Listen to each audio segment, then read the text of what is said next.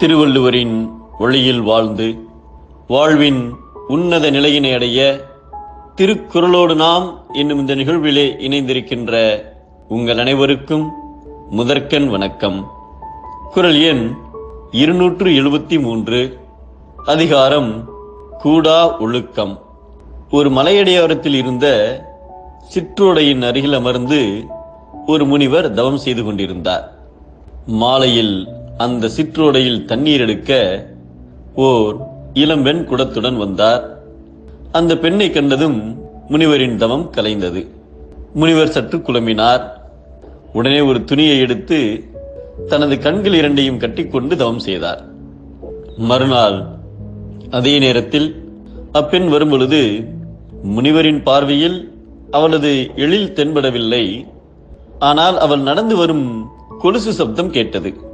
உடனே முனிவரின் தவமும் அன்று கலைந்தது. ஒரு துணியை எடுத்து தனது இரு காதுகளையும் இறுக கட்டிக்கொண்டு அமர்ந்து தவம் செய்தார்.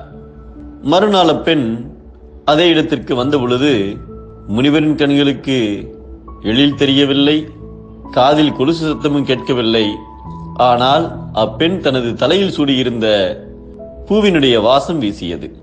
அதை நுகர்ந்ததும் அவள் வந்துவிட்டாள் என்று நினைத்த முனிவரின் தவம் அன்றும் கலைந்தது. முனிவர் என்ன செய்வதென்று யோசித்தார்.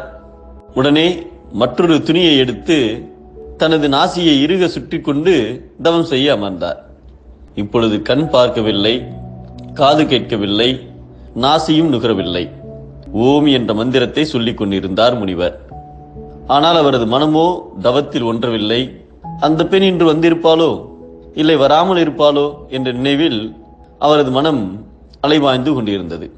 அப்பொழுதுதான் அவருக்கு புரிந்தது, புலன்களை கட்டுப்படுத்துவதால் எந்த பயனும் இல்லை, புலனடுக்கம் என்பது மனதை கட்டுப்படுத்துவதில்தான் இருக்கிறது என்பதை உணர்ந்தார். மனக்கட்டுப்பாடு என்னும் வலிமை இல்லாதவர் மேற்கொள்கின்ற தவ வேடம் புலித்தோல் போர்த்து கொண்டு பயிரை மேதல் போன்றதாகும் என்பதை வலியில் நிலைமையான் வல்லுருவம் பெற்றம் புலியின் தோல் போர்த்து மேய்ந்தற்று என்கிறார் நம் தெய்வப்புலவர் திருவள்ளுவர். உள்ளத்தில் மாசு தீது, உள்ளத்தில் தூய்மை நன்று. மீண்டும் அனைவருக்கும் நன்றி, வணக்கம்.